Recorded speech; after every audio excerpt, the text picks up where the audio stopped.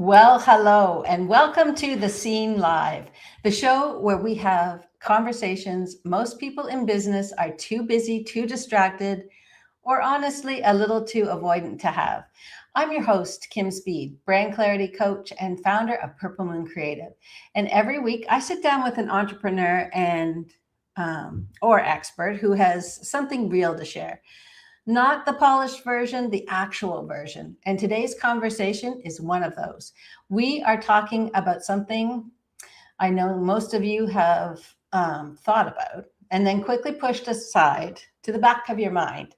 At least that's what I do, because it's uncomfortable, because there's always something more urgent, because thinking about what happens when you're gone is not exactly how anyone wants to spend a Tuesday afternoon.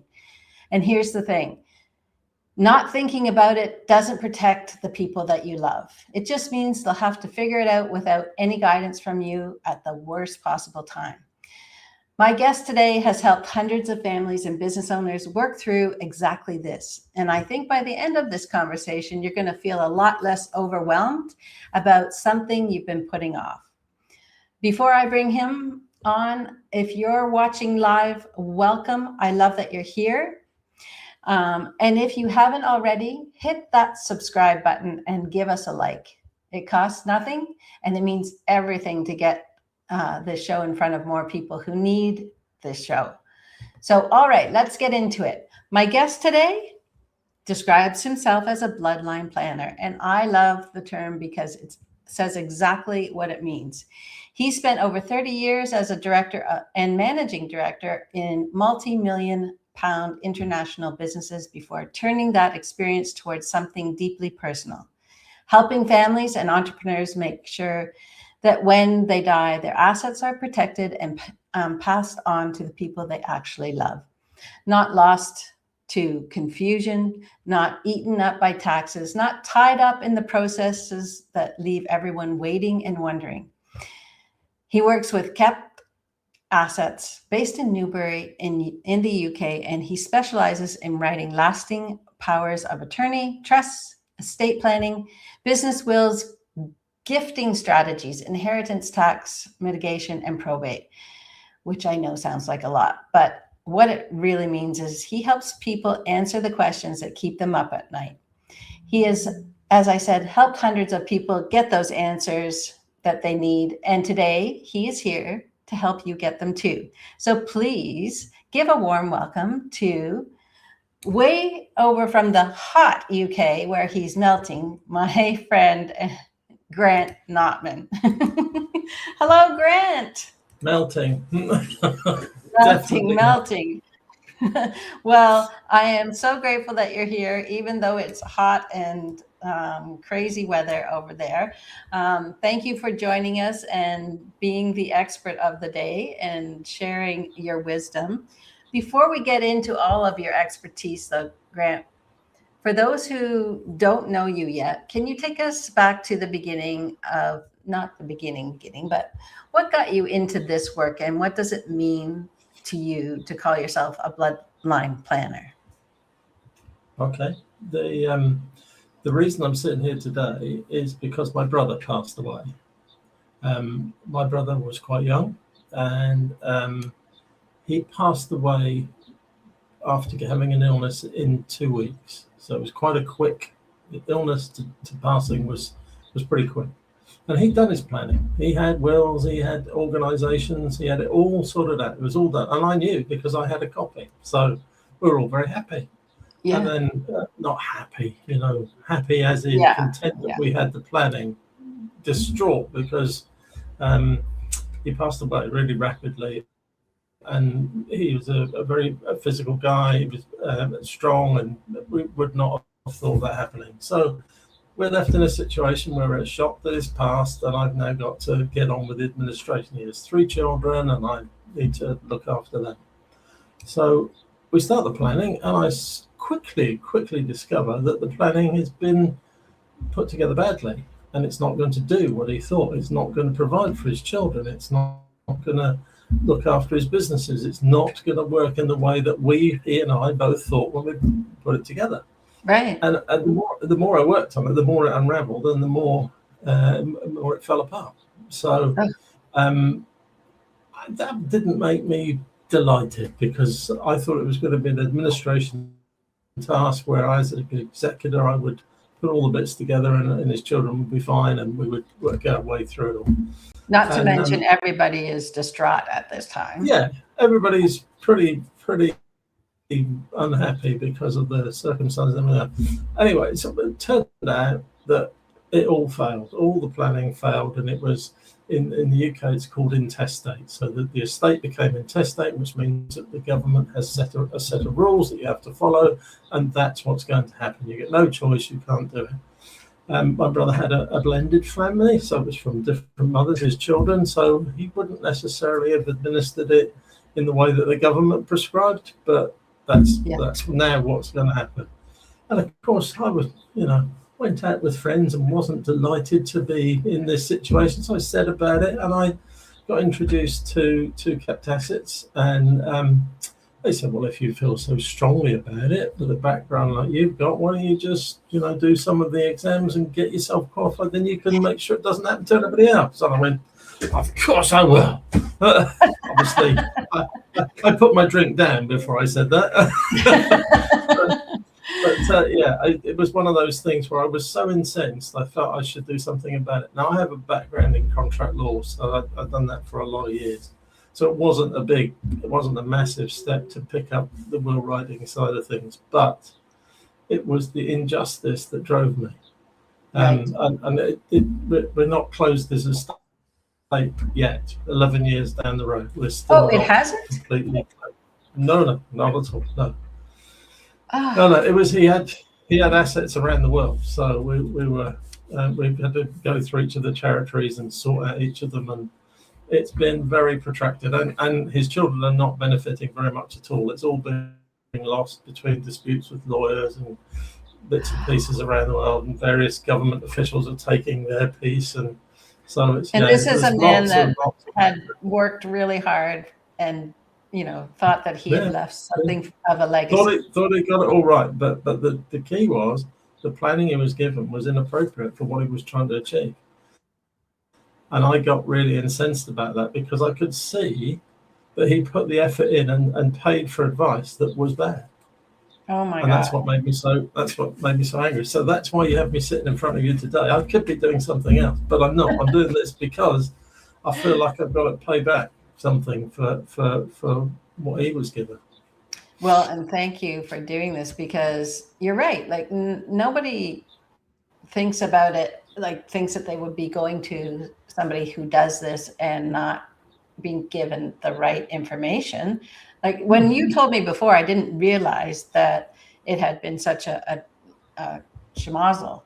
Oh my gosh! No, it didn't. Not a sausage word. None of it.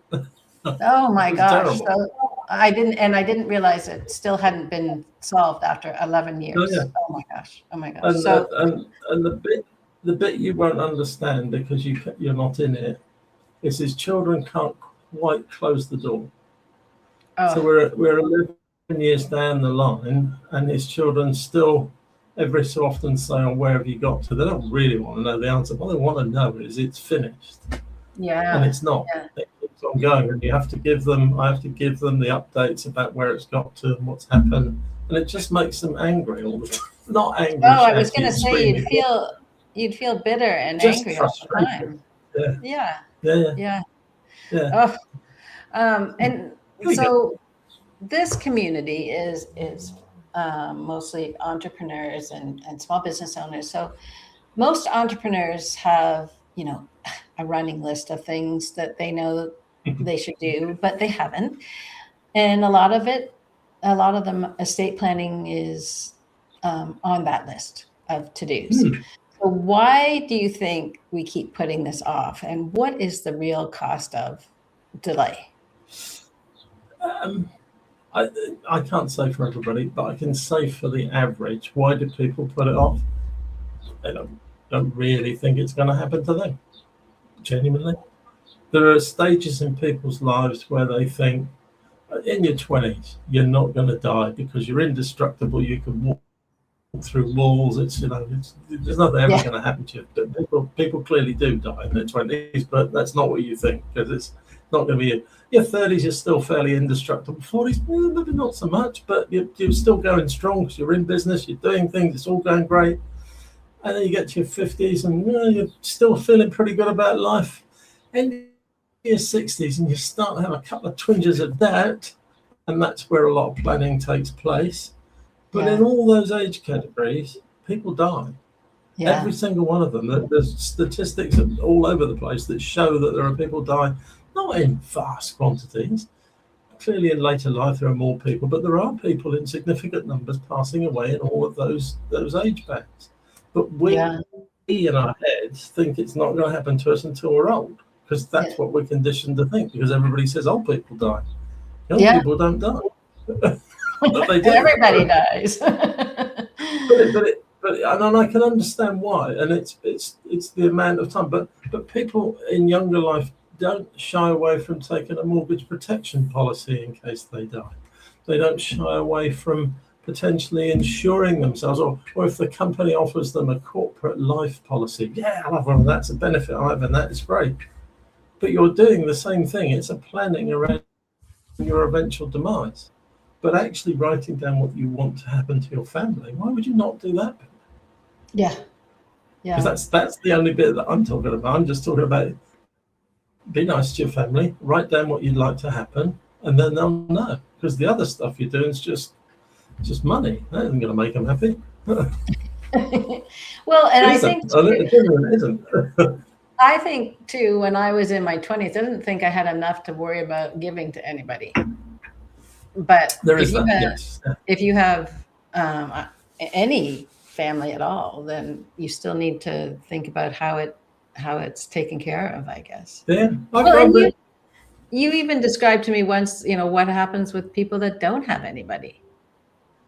Yes, we make special provision for people who don't have anybody, and it's not a buddying system. It's a legitimate system where you get people to partner up with care agencies who provide them people to understand their wishes, so that they can feel confident that their wishes will be catered for by a human. And so they meet up every quarter. They build a relationship with a team of people, not just one, a team of people, and they go through life, knowing that somebody's going to be looking after them. And it gives them personal comfort that although they know they're on their own, they don't have any actual blood family, but they have an association with somebody who will look after what they've wanted, and they give them the instructions in the normal way. They don't benefit from it, the people that do it. They are paid a wage, but they don't benefit from the estate or anything like that. They're just there to fulfill a need that people have when they're alone. It sounds strange, but there's a lot of people like that. And you think about it too, as entrepreneurs, people that own businesses, it gets even more complicated. Stuff that would be just left to. And we separate them. We separate the business from the personal life, but not entirely. They're linked, but we set up the decisions that are made in business in a different way than the decisions that are made in your personal life. But mainly because, depending on the size of your business, you may have employees, and therefore you don't necessarily, unless it's so-and-so and son or so-and-so and daughter, unless you're a family business. But if you're a listed company or shareholders, they may be not family members. They might be friends that you grew up with, and you all had this technology idea or your graphic idea or whatever it was, and you worked together and you put a company together. Your family know what's going on, but they couldn't run it. They couldn't make decisions in the business, so you have to organize it with people who could. All these things that you don't even consider as you're busy trying to build something and grow something, and you're all excited. You don't want to think about the negative things, right? So let me tell you, in your corporate life, when you were back in the day when you were corporate doing things, did you ever have to sign a contract with anybody? Sign an agreement, a contract or something like that? Sure. And one of the things you were probably taught to do in that contract was to make sure you knew how to get out of it before you sign it. Because the sensible thing is when you're pals with somebody and you're building a business and you're having an agreement, is you always work out how it's going to come out, how you come out of it. Because if you don't know that when you're friends, it's going to be really difficult when you're not friends. And so that's how you do it. So you build something, you know, you get, well, this is just the same. It's exactly the same. You're building something, you know, how you're going out of it, how you're exiting. Right. And that's interesting too, because it, you know, it doesn't have to be a one and done. If you change your mind, you can change things. All things evolve, but you have to start from this is what I thought at the beginning, and then you learn stuff and you modify and you change and off you go. Yeah. Excuse me. Now, is there a story that you sort of come back to often, one that really illustrates why this matters? Something that besides your brother that makes it stands out as a great example? I see it a lot. And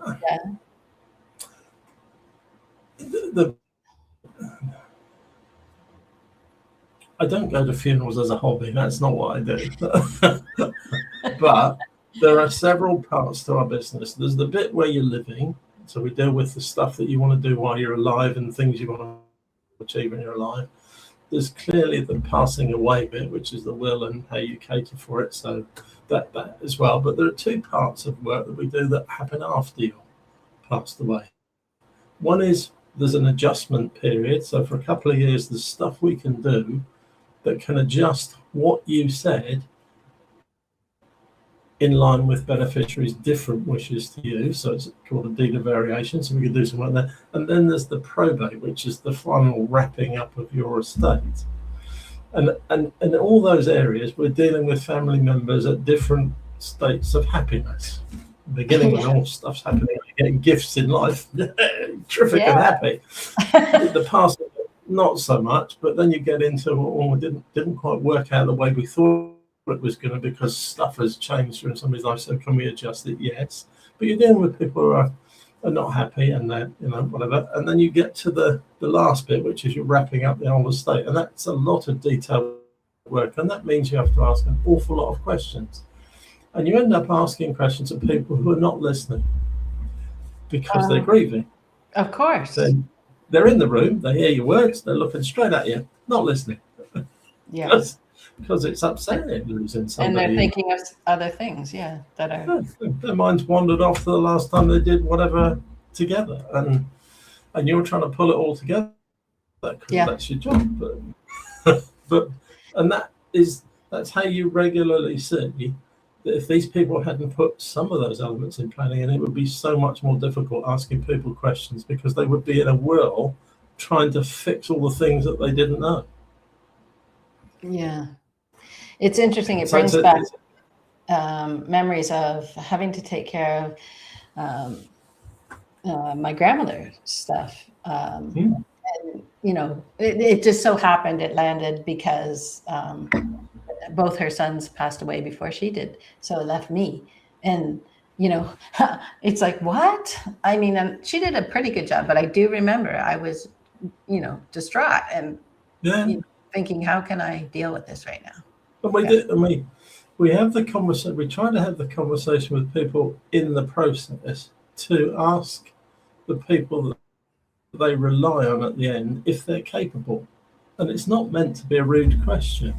It's just, have you had a family member pass before? And what did these people perform like? Were they together? Did they make sensible decisions? Did they seem quite organized? Did they get through their daily life? Or did they just fall to pieces? Yeah. And if they're in the falling to pieces department, please don't select them for one of those people that's going to look after you. And also, it's really gently than that. it's awful to say, but it's nice to have somebody with a bit of experience, but you know, understands, because it's more than you think. Oh my goodness. Yeah. Like it's all this paperwork and such. Yeah. And it's not fun stuff. Like, no, there's no fun in it. But in the UK, it's perfectly acceptable for a family member to take on that role and to do it all without any professionals. Nobody has to join in with them. They can do it all themselves. And the government has set it all up so that there's all the rules for them to do it. They follow it and off they go. But it is a lot. If it's a less than simple estate, some simple estates you can do in like a day because they're so simple. Right. It's not. But if you've got a little bit of stuff in the estate and a few people in it, it can get quite detailed, and form after form after form comes along, and they all need a little bit of information. They all need to be coordinated, and it can soon run away with itself, and people can find it overwhelming. Dull as well. They can find it very dull. Yes, yeah, stuff that you want to put off, right? You think you want to put off doing it ahead of time. Well, when you're in it, you really want to put it off. Yeah. And so, so we offer training for those sorts of things because we'd like people when they're appointed to experience it, and then they can say to the people that are appointing them, actually, I'm really not good at this. Get me out of it. Get somebody else. Yeah. But most people only do it a couple of times at most. A lot of people just do it once. Some don't do it at all. But people don't do this 30 or 40 times unless they're in my line of business. Yes, it's not, you don't become an expert at it doing it once either. No. Yeah. No. And that's the challenge, is you're doing something incredibly important once in your lifetime. Yeah. You might need some help. Yeah, I think so. Well, and or at least the practice. I know it's a little bit different in Canada versus the UK. If you don't have a will, then it here definitely goes into probate, and that's when the government takes over and they make a lot of the decisions. But it sounds like it's a little bit different over there, where the government gets involved either way. So in England and Wales, there's it's similar in Scotland, but there's slightly different rules. The intestate, which is what your estate is called if you don't have a will, or if your will fails because it's signed badly, or so it falls into a thing called intestate. The difference at the beginning of the process is that if you've got a will, you're applying for a thing called a grant of probate, which means that you've gone through the process and the government's told you how much, if any, tax to be paid, and you get a certificate to show everybody to say you've been through probate, so they're not at risk for releasing funds, allowing you to sell houses, all that sort of stuff, because the government's agreed that they've had their dues from the estate. So that's what that they know that they're taken care of already. Yeah. Government's taking care of, everybody else can relax and deal with you as normal, because there's no risk of them getting it wrong and the government coming after them. So that's I'm plagiarizing a bit, but that's kind of how it is. And if you don't have a will, you have to apply for a thing called letters of administration. At the beginning, when you ask for one or other of those, that's the difference. After that, all the other forms are exactly the same. So you fill out all the same paperwork, but you ask for something different at the beginning because you're heading down a different route. So that's kind of how it is. And the probate thing isn't about who gets what. It's about making sure that the government's got what it wants. Right. And then it releases you into that.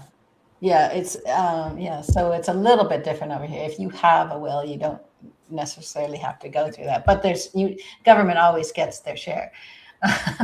That's for sure.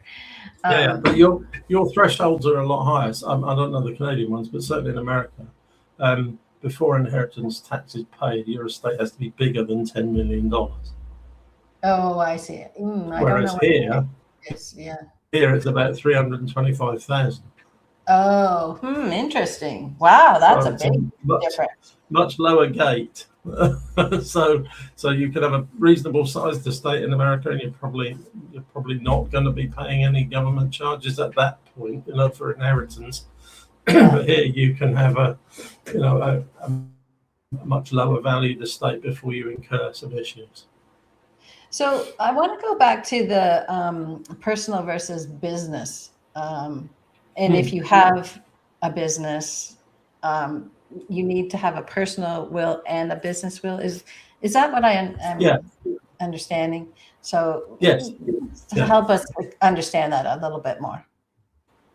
Well, I'm going to divert you slightly, mostly because people do living and then dying in that order. They don't generally do dying and then living. So in the living bit, the first thing you have to do is you should be looking at a lasting power of attorney. And the reason why lasting powers of attorney are important in business is because you will definitely select different people to look after your business than you would do your personal life, unless it is, Grant and Sons business. But if it's a commercially put together thing with shareholders and all that sort of stuff, you'll have company secretaries, you'll have marketing directors, sales directors, all the things that you'll put in there. And whoever you're mates with that you started the business with, some of them will want to make decisions. If you should lose capacity, it's massively important that those people can make decisions and are not hindered by your family, because your family may not be involved in the business at all. They might just be getting the benefits of the business in the money that you earn and the shares and all that sort of stuff. But you want to make sure that the decision makers can carry on running the company, because if they can't, you could make everybody unemployed. Oh, yes. The business could crash and all that sort of stuff. So the first thing you have to do in business life is you have to make sure that anybody involved in key decisions, so key men or key women, whatever you call them, they have to be able to pass their power to somebody else if they're unable to administer it themselves. So that's the first thing you do. And that's quite that's actually pretty important for the livelihood of even the family. And it works for everybody. It works for both parties, because you're looking after the business, which may well be providing for your family. Sure. But you need to make sure that bit's organised first. You can't just sort of say, well, I'll organise my house and they'll sort it out in the office, because some people own, they have passwords, they have key security information that is only held by them. And you have to create a way that can be handed to other people, or the company will fail. And I'm over dramatising it. It will just struggle, and difficult things will happen. You have to go to the bank, you have to fill in lots of paperwork, and you'll get there, but you won't be doing business while you're doing that. You'll be sorting stuff out. But if you organise it ahead of time and have a lasting power of attorney specifically for business, it automatically transfers across. Those people can continue to function, everything works. You feel sorry for your colleague who's not well, but they can go off and be looked after by medical teams, and you can carry on running the business, which is good for them and their family. Yes. It also means that they're not stressed out by trying to do something when they're ill, so you don't make them worse. And then following from that is the company most companies, if they're solopreneurs, and the company starts to fail because of their health. You're reading my mind. What if it's a solopreneur? If it's a solopreneur, they're probably doing all output. So if you lose them, you lose them, and you're not going to be able to protect that in any way. But if you start to build up and you're in a shareholder company, so there's enough of you to divide it up into quarters to make the conversation easier. If you've got 4 friends that got together and they've got a business, got 25% each, probably they're not going to want the family member of joining the business if one of them passes away or becomes incapacitated, because they might not be as good as the one that was in the business, and they might have different ideas, and that might not fit everybody's agenda. So organising that at the beginning with a cross option agreement, which is the beginnings of a company will, it usually puts in an insurance company to say, if the worst should happen, what amount of money would we like to give our family members so that the shares can return to the business and the remaining people can run the business? Oh, interesting. And you divide it up in a sort of monetary way. When everybody's well, you agree what everybody's share portfolio is worth. So like a percentage. You agree it. You would have to do probably an audit of some sort. Yeah, you get the team in and you'd say, this is what we think what the business is. Like, clearly businesses, you're not expected to die the day after you did it, so it's going to be a different value, but you have a formula which it will follow, and you put an insurance policy in place for each of the people, to pay to their families based on their shareholding value. Oh, okay. And then the cross option just takes the options and it puts them back in the business, and it gives the money to the family. And there's a few other things around it, but that's the basis of how it works. And so it divides family and business quite quickly. That money goes to the family, business decisions stay in the business, and then everybody's quite happy. If they're a family member, they may get both. But yeah, right. But you're right. If this is in writing, then there's a lot less fisticuffs. Yeah. And nobody ever set off to cause those sorts of issues, but without thinking about it, they can truly make things complicated, because you've got other people involved who, are sorry to see you not well and sorry to see you pass, but they are trying to run a business for their families as well. Yeah. It's not just one-sided. It's multi-sided, right? Well, I'd like to touch too before I let you go. Inheritance tax and gifting. So I know we can get really into this, but inheritance tax feels like one of those things that people know exist, but they don't really understand. And I think I'm one of those. I don't quite understand how that all works. I can't tell you whether all governments write this, but the UK government says on its website, its own website, about the government and all the rest of it, it says that inheritance tax is a voluntary tax. Voluntary? You don't. It's voluntary because you could work a way around. They're not. They tell you to write a will to avoid paying taxes. They tell you to be careful about your planning. So they're fully aware that it's a voluntary tax. If you don't organise yourself properly, you'll pay it. If you organise yourself properly, you won't. So you're voluntary. So being disorganised and not paying any attention for the future means that you're more likely to pay it if you have an estate of any value. But really, that's what happens over here. They just don't tell you it but that's what they mean. Yeah. Yeah. And so if the government's giving you the ability to not pay it, so you're blessed that the government says, organise yourself properly and here are the rules, just follow them. Well, why wouldn't you? Yeah. Exactly. Why would you give them money when they're saying you don't have to? Yeah. That's kind of brilliant. Dry, isn't it? Just get yourself in order ahead of time. But it's not the people we have more challenges with are the people that have left it till they're quite old. Because to do effective planning, the earlier you start, the simpler it is, which is the same as any financial thing. If you're going to do a pension, if you took it out when you're a kid, you put $2 in a week, and before you know it, you're a millionaire when you get to retirement time, because the length of time that you put it in gave you that ability. It didn't cost you that much on a daily basis, but the rewards are fantastic at the point you get there. But if you start when you're 79, you're going to have to put a lot in to get anything out of that. True that. And that's kind of how all other planning works. Is that the later you leave it. So the worst part of our job is deathbed planning, where you're asked to go to the hospital to see somebody who's not going to be with us for much longer, and they say, "I'd quite like to do all this planning. I'd like to do this, and then you go, well, I'm so sure you've got time for that.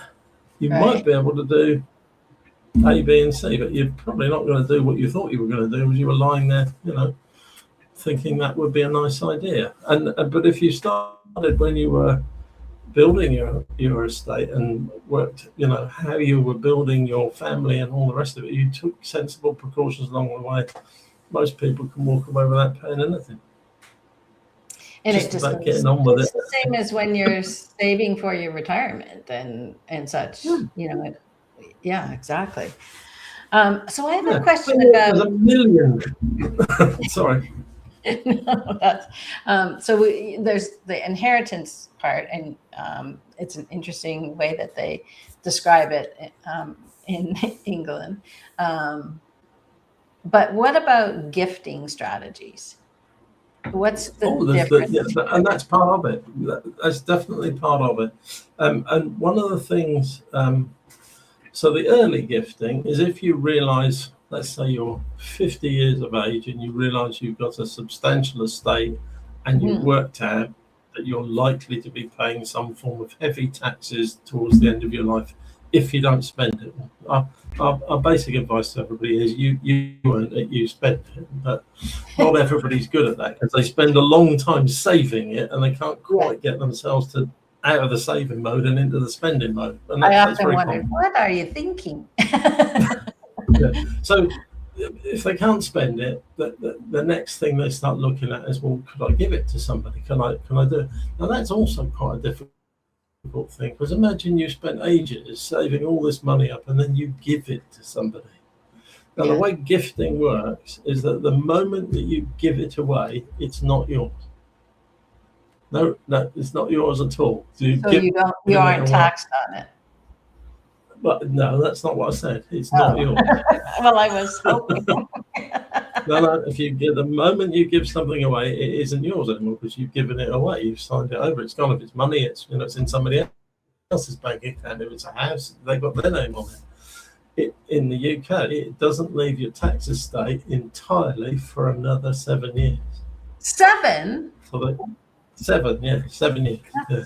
It has a sort of a tapered diminishing tax against it, but until 7 years has passed, it's still registered against you for taxation. But it's gone the instant you give it away.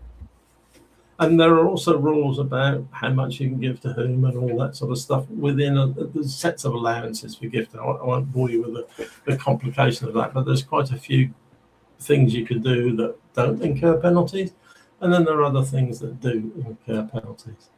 And also a very common thing that people think of when they're getting older is that they think, I'll give my house away because that's big and expensive. I'll give it away. Yeah, it's not a winning formula. Lots of people give it away, continue to live in it. Yeah. And that doesn't count as a gift at all because you've got 100% benefit. So it doesn't really work. You might sign all the bits of paper that you're giving it away, but if you're still living in it, it's still yours from a tax perspective. And lots of people do that. And they don't talk to enough people, don't get the proper advice, and they think they've done good and they haven't, which is a shame. But so gifting's complicated. The one that's much more popular now is people have built, if they planned their lives really nicely, they've built quite big pension pots. So they might be getting a state pension, they might be getting private pension allowances. And as you get to the latter stages of life, you don't spend money, or most people don't spend money at the same rate as they did when they were younger.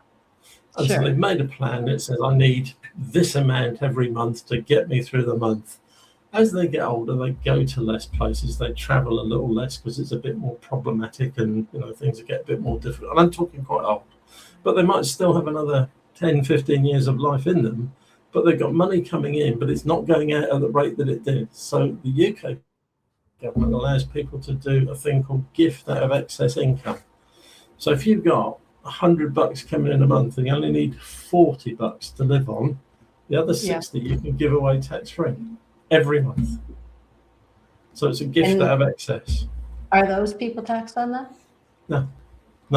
So whatever taxation you were under to get it. So if you were getting so much into your household that you still were a taxpayer in later life, which is quite common in the UK, because the allowance is still £12,500. So if you get more than that a year because you need that to live, you'll be taxed on the pension that you get over that. So there is tax in on pension. Yeah. But if you forget that, it's arrived in their bank account and they still get more every month than they ever need, they can give it away and there's no tax penalties. They have to keep a few records. They have to demonstrate that it was money that they couldn't spend because they paid all their electric, gas, blah, blah, blah. They paid all their household bills. They'd been to the cinema 25 times and that was all they needed. And they gave the rest away. You can do it every month, or they could do it every quarter, or if they're a bit worried, they could do it once every 6 months, but they can give it away. And the government's comfortable with that because what you're doing there is not building a problem for the future. So you're keeping the state quo. You can't take your savings and do that. You can't give that away because that's not income, that's capital, and you're doing that. But if it's stuff that's coming in on pension things or rental properties or anything that you don't need to live on, you could have spent it on yourself, but you can't anymore because you're at the age where you don't want to. So you can give it away and there's no penalties. And that works really well because you can put kids through school, you can buy them a car, you can pay for that electricity. seems like a really good idea. It's really common, and it's really, really effective because the people giving the money away feel really great because they've not got it piling up in the bank to cause them a problem later. And the people getting it are delighted because the bill went away. Yes, thank you. Yeah. So that works really, really well. And it's not fraught with danger. You just have to keep a record of what you needed and what you gave away. It's pretty simple. Okay, I think it's simple. I have one more area then that I'm trying to understand. So you have inheritance, then you have gifting, and we've talked about powers of attorney with your business, making sure that that's done. But okay, what about trust? Because when I hear the word trust, it sounds like something that the wealthy people have. But I've heard recently that it's not necessarily so. So you're gonna have to define wealthy. I mean, like billionaire status. We know what I mean. Who needs that trust? Loads of people. Yeah. And how does it benefit? Trust, the basic reason that trust exists is to protect something. It's a piece of paper. It's not a building or anything. It's not a steel box. It's a piece of paper. But its purpose in life is to have trusted people protect something for somebody else. That's it. That's the purpose. And it originated, if you want to be really bored, in the UK, originated by a chap called Richard the Lionheart. Oh. Richard the Lionheart was King of England for 10 years. He spent 9 years, 6 months outside the country, fighting wars in the Middle East and all sorts of stuff, spreading Christianity and all that sort of stuff. And because he kept popping backwards and forwards again, what he noticed was people were stealing his stuff. They were stealing his cattle, they were stealing his farms, and all the people that were supporting, they were losing stuff. So they created a trustee. So somebody was appointed to look after it for them while they weren't there, probably under the pain of death in those times. Because it was 1180. Yeah, it was 1189. Yeah, a lot of stuff happened there that doesn't happen anymore. But the basic theory was, I trust you, and you're going to look after that, and you're going to be trusted to protect it. And it got developed over time. We've done 1,000 years, so there's a bit of refinement going on.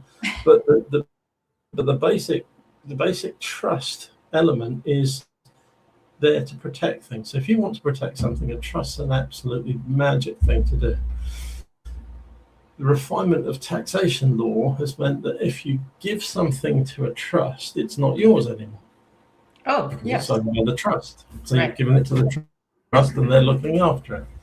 And that means that trusts have different rules, and the taxation lawyers have all had a little play with it. And in the UK, if you place something inside a trust, it's there for 125 years. That means it's outside. That's the rules for trusts. Trusts have a lifespan of 125 years. And so if you place something into a trust, that's where it is for that period of time. It's outside of the tax system also for that period of time. As long as it conforms to a set of rules, and then there's a lot. I'm not going to bore you with all the rules. There are some rules. So it's really legacy planning. Very much so. Yes. Yeah. So stuff going from generation to generation, it doesn't have to be massive. It could be $100,000, which is a big amount of money. But if you got left that by a parent and they'd sold the house and you got $100,000, if you got it in a trust, it never attaches itself to your estate. It never becomes part of your estate. So when you leave it to your children, it's not taxed because it's not part of your estate. It sits in the trust, and they can use it in the same way. So they can borrow it out of the trust, take a loan from the trust, buy themselves a house, do themselves a renovation, whatever it is.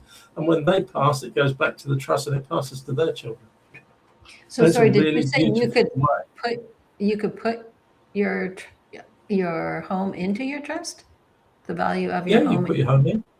Yeah. Mostly people, because they got lots of kids, they don't put a whole one in. They have to split their thing into money and put that in, and then share it amongst the kids. But if you only have one, you put the whole thing in. Yeah. Oh, that's interesting. Okay, that makes a little more sense. It's a protection. It's all about protecting things, but it doesn't mean that you can't use the money from there for things. That's what I wasn't understanding. Like, if you put it in there, like, does it lock it up? It doesn't. No, it's a bit of paper. It's not a thing. It's not a bucket. You don't put it in the bucket and they put the lid on. You can't get it out. It's a piece of paper, and it's got strength and protection, and it's got a whole load of legislation around it.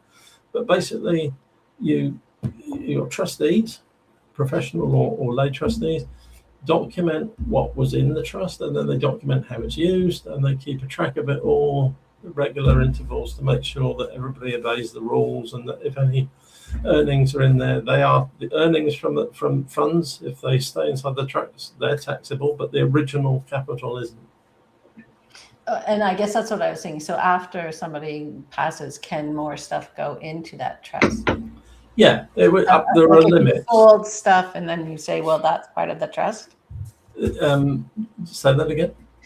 Well, I'm just thinking if people have assets after they pass, and it's supposed to be liquidated or whatever, and that money goes into the trust.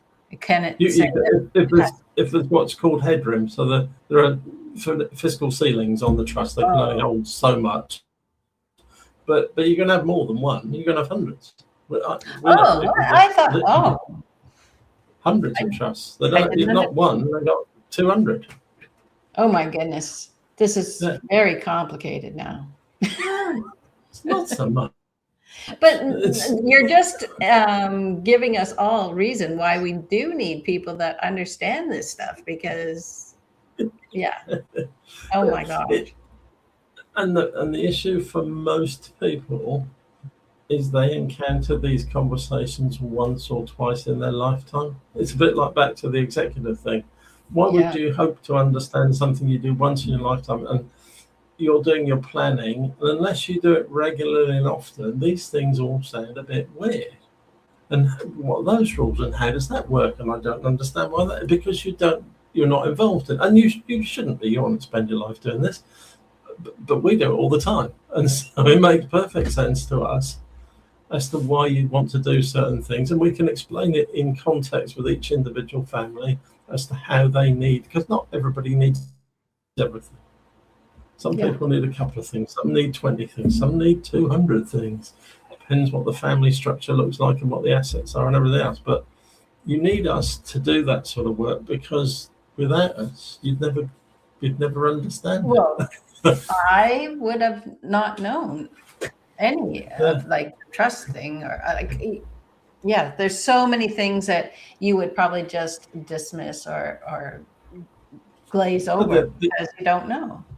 The other thing I should be absolutely honest about is that the government changes rules on all of these things all of the time. Yeah. So some fundamentals are everywhere. Some bits are solid for a long period of time, and other bits they play around with. And there's the you may or may not know that the Prime Minister of the UK has decided that he's going to give up his job, and somebody else is going to get a chance. And the front-running candidate has got some completely different rules about inheritance tax and what he'd like to do with it, which, if that comes to pass, then all the planning that everybody's done already will have to be reviewed and have to be looked at. The last chancellor, you'll be busy. Sorry, the current, there's all sorts of stuff that they keep changing, and so it has to be constantly reviewed, because if the base rules change on you, what you put in place may not be what you expect. So it's complicated. It is complicated. But it's complicated, but simple if it's applied just to you, and you don't have to know all the other bits. Yes.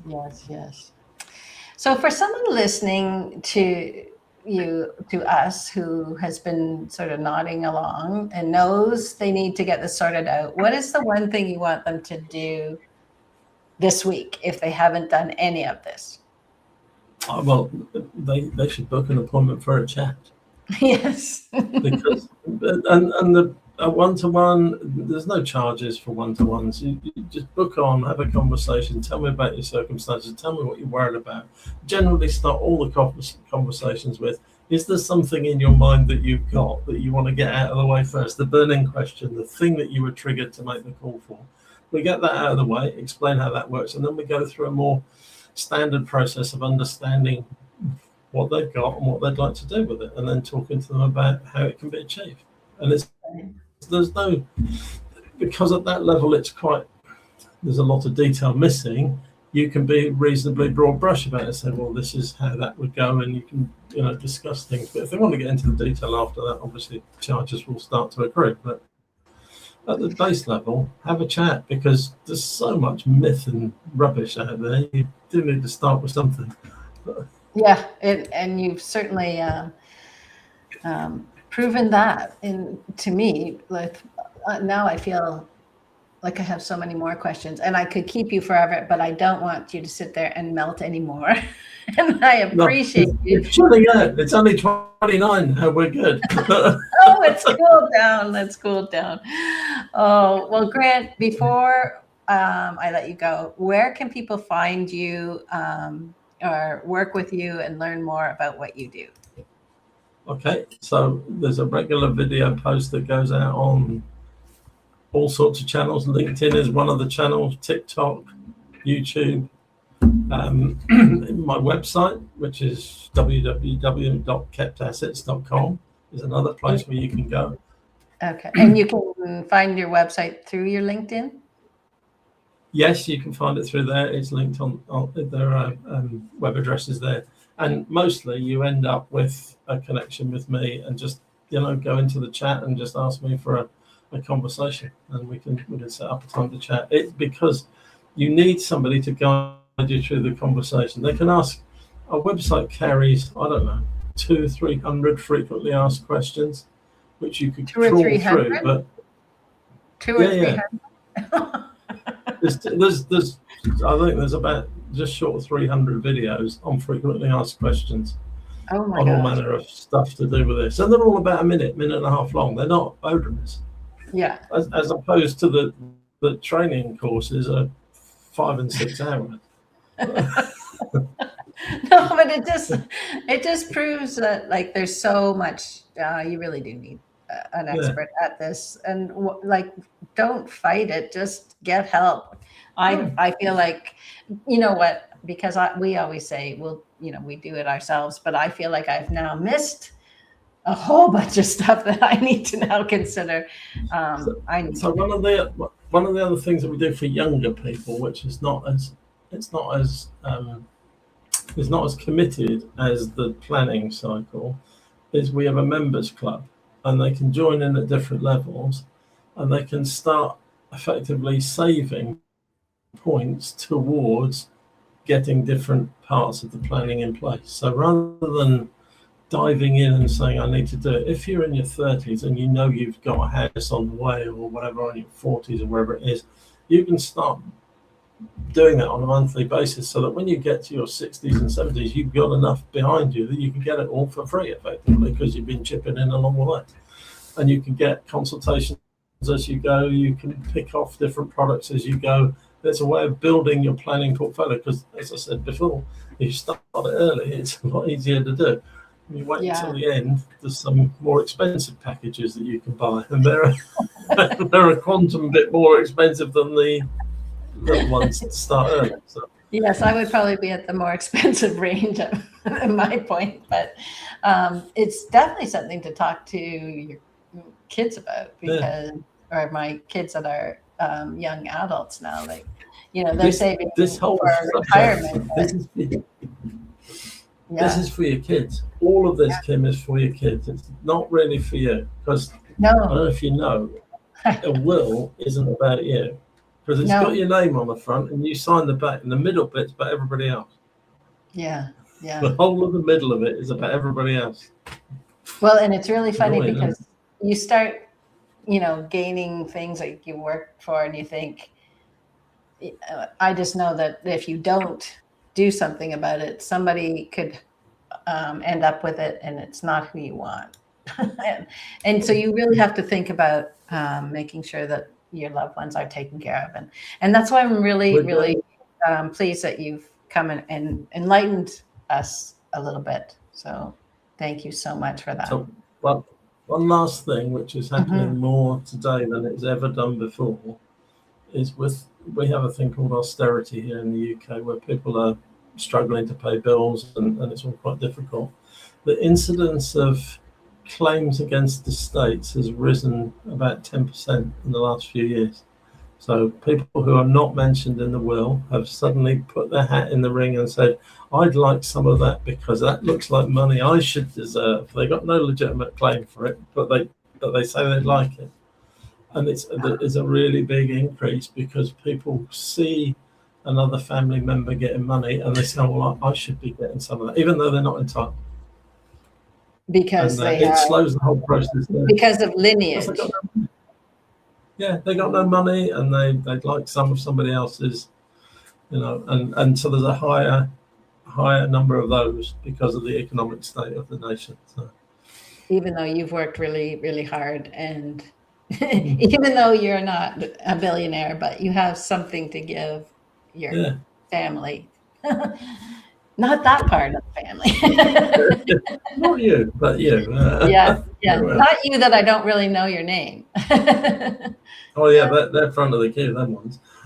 Yeah, yeah. Oh, well, thank you so much, Grant. I really appreciate this. If you want to get in touch with Grant, go to his LinkedIn, and you can send him a message. You can check out his website and check out those 300 facts and find out more about how you can protect your life, your family, and your business. It seems like it might be a little bit worthwhile. Yeah. Yeah. Oh. Well, thanks so much. And we'll see you all next time in The Scene Live. Take care for now. Bye. Thank you.